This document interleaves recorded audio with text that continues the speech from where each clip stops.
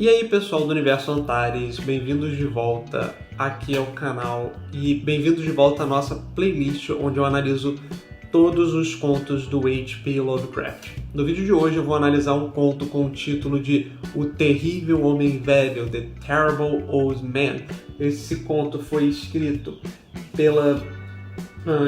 em janeiro de 1920 e publicado pela primeira vez em julho de 1921. Nesse caso tem até a data exata em que o conto foi escrito, que foi 28 de janeiro. Então vocês podem ver que aqui é o Lovecraft quando ele está começando prestes a entrar em sua era de ouro, digamos assim, pelo menos em termos de produção. Então dá para perceber isso no conto. Mas qual que é a história, a narrativa do conto em si? Aqui a gente não tem os horrores Lovecraftianos. Na verdade a gente tem uma história mais de mistério, em que existia uma cidade fictícia que o autor usa, que é o Kingsport, né? O Porto do Rei, a gente poderia traduzir o nome da cidade, mas é uma cidade fictícia. Ela aparece em algumas outras histórias do Lovecraft, como a sombra que paira sobre Innsmouth, por exemplo, e alguns outros contos que eu não vou lembrar aqui de cabeça agora, menos conhecidos. Existe esse velho homem, que é descrito como uma pessoa, um antigo capitão de um navio, que ele vive próximo em uma região costeira, né?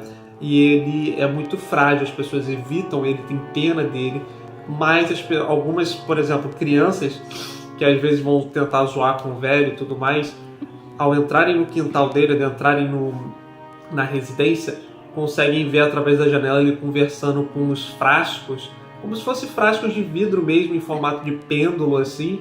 E dentro desses frascos tem uma espécie de cinza, uma espécie de chumbo, e ele se comunica com esses frascos e dá nome a esses frascos, e as pessoas ficam meio assim, encabuladas, né? Ficam meio receosas e decidem evitar o velho. Porém, aqui a gente acompanha a história de 3 ladrões, que é o Angelo Ricci, Joe Czarnek e Manuel Silva. Vocês podem perceber pelos nomes que ele deixa todos os ladrões com nomes estrangeiros em nenhum. Então, um provavelmente é italiano, o outro sei lá, de algum lugar doido aí, e o Manuel Silva provavelmente é um latino. E aí eles querem roubar o velho porque acreditam que ele tem muita riqueza escondida e decidem prender um roubo, né? Então o que eles fazem? Eles combinam, Silva fica num carro próximo da residência do velho, e os outros 2 comparsas vão em direção à casa e tem como objetivo ameaçar o velho e fazer com que ele mostre, digamos assim, as suas riquezas. Eles falam que não é para... O velho provavelmente está muito fraco, ele não vai resistir, então não é para fazer nenhuma estupidez, mas ainda assim, se o velho tentasse gritar, eles conseguiriam facilmente tapar seus gritos, né, com a boca, com as mãos na boca. E aí, o que acontece? Como é que dá seguimento o conto? Eles vão em direção à casa do terrível velho, tá de noite, eles já ficam meio encabulados com o quintal do cara, mas eles empreendem isso e eles dão uma batidinha e abrem. E o que acontece? O conto muda de perspectiva.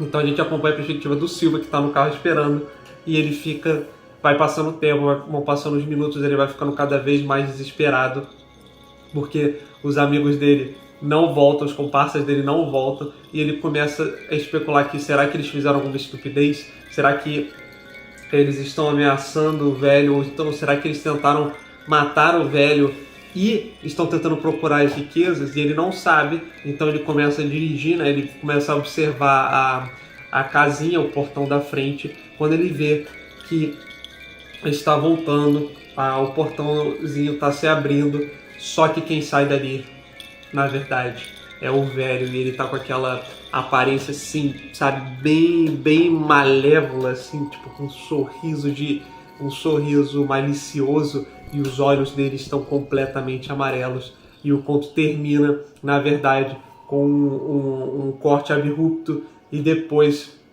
o narrador fala que 3 corpos foram encontrados completamente degolados, boiando na região costeira, e que o carro foi encontrado abandonado numa rua próxima dali.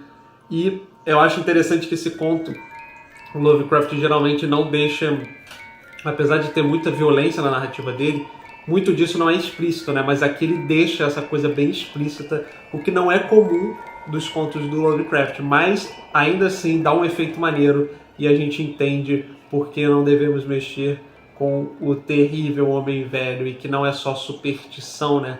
Ou melhor, que a superstição que as pessoas têm sobre aquela casa, sobre aquele homem, de fato tem fundamento. Mas e aí, o que vocês acharam? Espero que tenham gostado e eu vejo vocês no próximo vídeo. Até mais!